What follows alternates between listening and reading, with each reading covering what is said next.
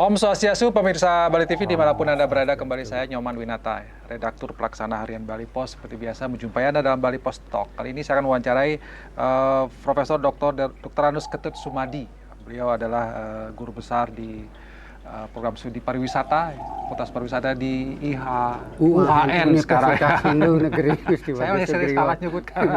Prof. Om Swastiastu, ya. Om Swastiastu. Gimana kabarnya? Sehat semua. Ya. Sehat juga Pak Nyoman. Sehat, Tenggara, Prof. Ya, kita hari ini bicara tentang dunia pariwisata ya. Prof. Sumadi punya konsep tentang pariwisata berbasis Trihita Karana. Nah, kami sekarang dibicarakan tentang pariwisata yang berkualitas di Bali. Ini menjadi tantangan karena faktanya belakangan banyak sekali wisatawan asing yang datang ke Bali ini berulah gitu ya. Ada yang melanggar lalu lintas, kemudian ada yang melakukan tindakan-tindakan senonoh di pura gitu ya. Nah, bagaimana sebenarnya perwujudan dari pariwisata berbasis Trihita Karana dikaitkan dengan pariwisata berkualitas di Bali? Kita akan mewawancarai Prof. Sumadi. Prof, kalau kita bicara tentang atau fenomena pariwisata sekarang hari ini dulu, Prof. Banyak yang wisatawan yang aneh-aneh lah katakan gitu. Gimana Prof melihat fenomena ini? Apakah ini hal yang lumrah terjadi, sudah terbiasa, atau memang karena ada sesuatu kemudian ini muncul belakangan? Iya, baik, terima kasih Pak Nyoman. Ini sangat menarik ya, belakangan ini fenomena yang terjadi di Bali ini yang kita bahas pariwisata budaya yang sesungguhnya dia adalah budaya itu dijiwai oleh nilai-nilai norma-norma keagamaan, khususnya di Bali nilai-nilai agama Hindu. Jadi kita melihat fenomena ini tentu bertentangan dengan ajaran keagamaan dan norma-norma keagamaan agama yang lain juga tentu saja. Dan karena itulah kita boleh merasa prihatin. Tetapi prihatin saja tentu tidak cukup. Ya, tidak cukup. Lalu bagaimana kesan kita? Pertama, bahwa ada perubahan. Ya, ketika kita ingin tetap bertahan dengan pariwisata budaya Bali yang dijiwai oleh nilai-nilai norma-norma keagamaan dan berbenturan dengan nilai-nilai budaya global, nah inilah menjadi persinggungan. Persinggungan itu terjadi karena adanya ideologi pasar itu yang disebut. Jadi kita belakang ini sangat memperhitungkan benefit pasar terlebih dahulu.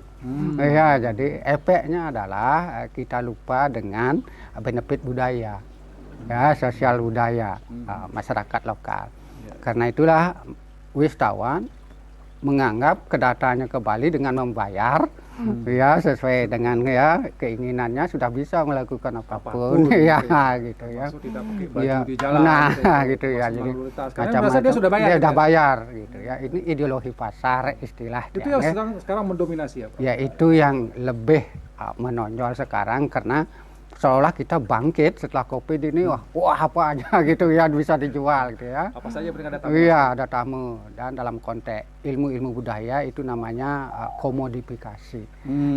Komodifikasi. Jadi apa yang bisa dijual? Setiap produk mempunyai nilai yang bisa dijual. Padahal kita sudah dari awal mengkomitmenkan bahwa pariwisata Bali ini adalah pariwisata berbasis budaya gitu. Iya, berbasis budaya, dan dalam budaya, nilai-nilai budaya itu sudah terkandung unsur Trihita Karana ini. Nah, apakah itu kemudian sekarang sudah lenyap, sudah hilang nih pariwisata berbasis Trihita Karana, atau sudah dilupakan, Prof, sebenarnya? Sebenarnya tidak dilupakan. Kan sering-sering kita wacanakan hampir tiap hari kita wacanakan. Jadi kita selama ini mungkin sudah terlalu banyak berwacana di tingkat elit terutama, kemudian di kita di kalangan akademis. Tetapi ketika kita kontekstualkan aplikasinya, nah ini yang perlu kita tingkatkan. Apalagi sekarang kita sudah didukung oleh berbagai legalitas. Karena kita harus berpikir tentang dalam ilmu budaya itu namanya sirkuit budaya. Sirkuit budaya ini pertama itu ada identitas. Identitas Bali ini sesungguhnya sampai sekarang tetap tetapi ketika direpresentasikan, nomor dua ini representasi, ditafsir ulang kembali dalam konteks pariwisata global sekarang, kadang-kadang kita lupa dengan identitas ini karena dipengaruhi oleh ideologi pasar. Ideologi pasar ini membuat pikiran masyarakat kita menjadi pragmatis. Pragmatis artinya ingin dapat keuntungan sesaat, Ya. yang tidak berkelanjutan. Kemudian legalisasi. Ya, secara legal kita sudah punya aturan, apalagi sekarang sudah ada Undang-Undang Provinsi Bali. Ya, yang Iya, sudah disahkan. kemudian ada Perda Pariwisata, Kewisata Budaya Bali nomor 2 tahun 2012. Kemudian Perda Bali nomor 5 tahun 2020, Perda Bali nomor 5 tahun 2020 juga. Kemudian Kode Etik Pariwisata Global. Ya, jadi ada kode etik pariwisata, dan kebetulan saya juga mengajar tentang kode etik pariwisata. Ya, kode etik pariwisata, dan isinya secara universal mirip dengan apa yang kita punya. Nomor satu, ditekankan hormati norma-norma yang ada di daerah Artinya lokal kode itu etik pariwisata itu berlaku bagi para wisatawan yang seluruh dunia. ada kode etiknya, Pak? Ada kode etik. Saya kira cuma Iya, punya kode etik ya. enggak, iya, belum ya. wisatawan juga punya kode etik? Iya, jadi Ada menghormati budaya. iya, menghormat budaya itu nomor satu itu ditaruh. Ya, jadi sesuai dengan tujuan pembangunan wisata yang berkelanjutan itu adalah spiritual juga ditaruh nomor satu. Ya, kemudian masyarakat, setelah itu lingkungan. Nah ini ya, jadi Sustainable Development Goal itu ya menekankan itu ya, spiritual, ya people, kemudian environment. Ya, jadi seperti itu intinya 3. Jadi mirip dengan Trihita Karana sesungguhnya. Ya, mirip. Ya, tapi kemudian pertanyaan legalitasnya sudah ada, secara teorinya ada, tapi implementasinya ini jadi persoalan. Ya, nah ini Gimana persoalannya? Apakah implementasi ini di tingkatan pemerintah, pengusaha pariwisatanya, atau wisatawannya, masyarakatnya, atau di mana ini yang menjadi agak sulit diwujudkan nih, Trihita Karana? Sebenarnya ini adalah sudah disampaikan, ada relasi wacana dan kuasa. Ya, siapa yang mempunyai wacana, kita semua. Ya, termasuk stakeholder kepariwisataan punya wacana semua. Kemudian kuasa untuk melaksanakannya juga kita semua.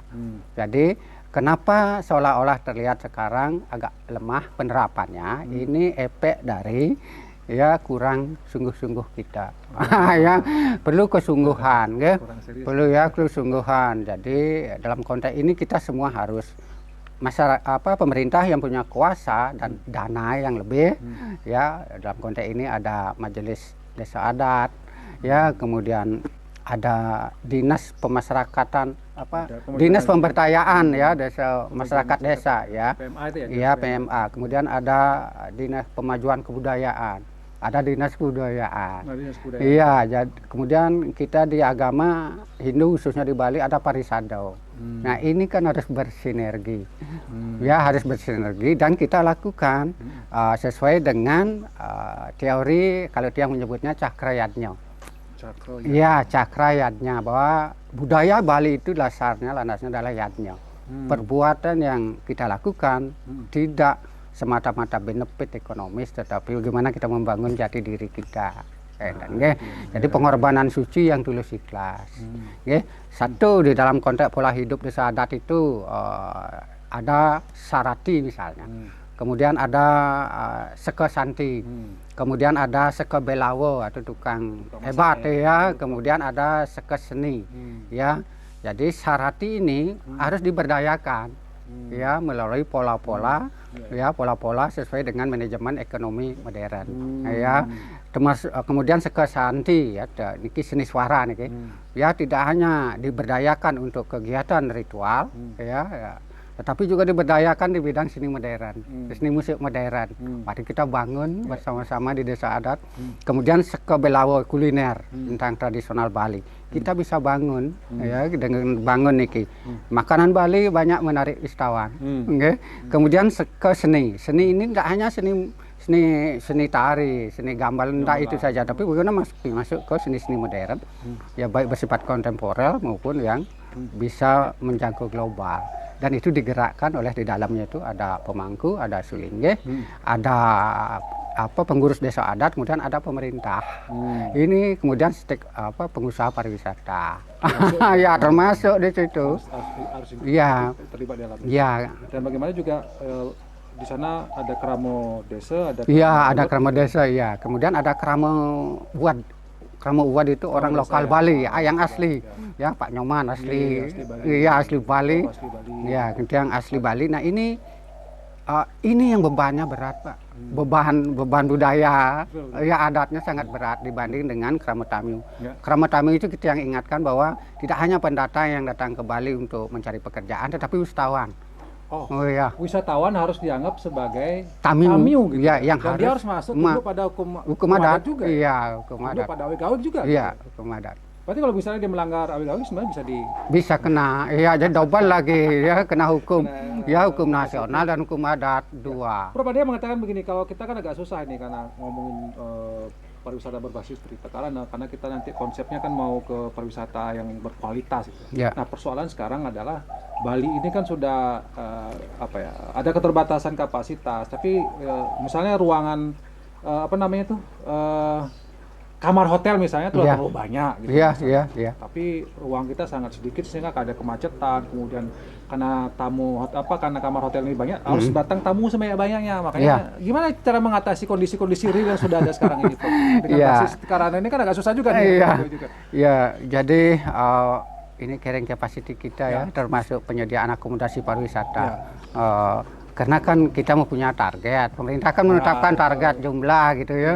Ya sekarang ya sekian juta, kan jutaan hitungannya. Sedangkan kamar yang ada mungkin tidak sebesar itu. Jalan keluarnya adalah hidupkan desa wisata. Oh, desa wisata. Ya, karena desa wisata dia di samping di situ akan belajar tentang tradisi dan sosial budaya di desa itu, tapi juga disediakan penginapan. Desa wisata dihidupkan. Iya, jadi di situ kan mereka bisa menginap. Ya, kalau di Pingai yang contohkan dari hasil penelitian yang di situ sudah ada 50 kakak yang siap menerima. Ya, di situ cara mengaturnya mereka masing-masing rumah itu mempunyai paling tidak 3 kamar yang standar ya, cara tempat menginapnya standar hotel. Nah, karena ini dibantu atau dibimbing oleh teman-teman dari pengusaha hotel juga. Jadi desa wisata. Jadi dia mengatakan ketika COVID kemarin banyak karyawan yang di PHK atau diberumahkan, mereka kembali ke desa. Ya, jadi masyarakat di Pingai ini dalam penelitian yang saat COVID nih penelitiannya, ya mereka merasa bersyukur. Ya, karena mereka memiliki desa wisata. Ya, karena mereka punya aturan tidak boleh menjual sawah kepada orang luar. Ya, kemudian tidak boleh berjualan mepet di pinggir jalan. Ya, tidak boleh. Kalau ingin buka warung harus masuk ke dalam. Masuk ke dalam. Sehingga sepanjang jalan itu asri. Ya, tidak ada kaki lima di situ. Ya, ada kaki lima. Begitu tetap asri terjaga. Nah, apa kita mau sekarang di Denpasar misalnya? Ya, yang buka warung ini kan di atas trotoar. Ya, di atas trotoar ini. Ya, ini itu diatur para Arab ya, sekali lagi ya. Berarti ini sebagai contoh di Sapinge ini, di Marga nih, Prof ya? Iya, di Marga Tabanan. Ini sudah menerapkan pariwisata yang berbasiskan trihita karana. Ya, ada larangan-larangan ya. Jadi ini tidak hanya mengejar profit, ya, tapi bagaimana? Ideologi bukan pasar ya? Ya, bukan ideologi pasar ini. Pasar itu mengikuti sebenarnya, tapi dia tetap ini bisa dicontoh gitu. Iya, salah satunya tentu banyak yang lain ya. Banyak yang lain.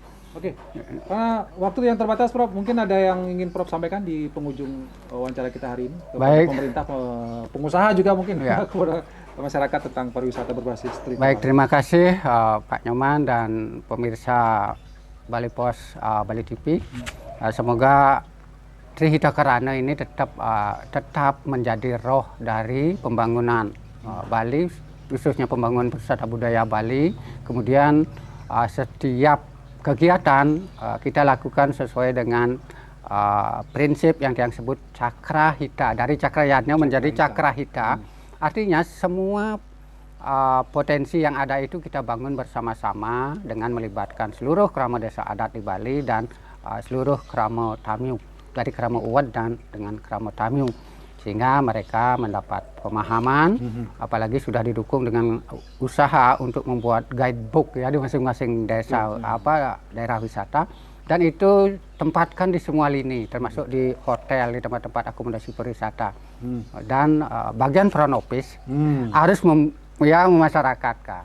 Ya, kalau kita di pembinaan Trihita Karana itu biasanya kita akan memberikan nilai tinggi kalau dia mau mensosialisasikan Trihita Karana kepada wisatawan.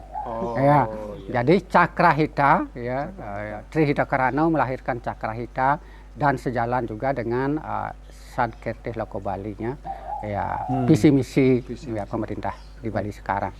Terima kasih Prof atas penjelasannya berkaitan dengan pariwisata Bali berbasis Trihita Karana. Mudah-mudahan ini menjadi konsen betul-betul kita bersama. Serius ya Prof? Serius ya. Serius kita bersama-sama, tidak hanya di wacana saja, dan ini perlu komitmen kita bersama untuk meningkatkan pariwisata menjadi pariwisata Bali yang berkualitas katanya.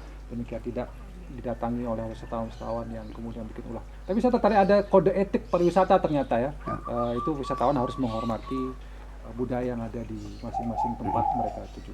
Baik, demikian Bali Post Talk ini saya ucapkan terima kasih atas perhatiannya. Saya tutup dengan Prof Santi. Om Santi. Santi. Terima kasih, sampai jumpa.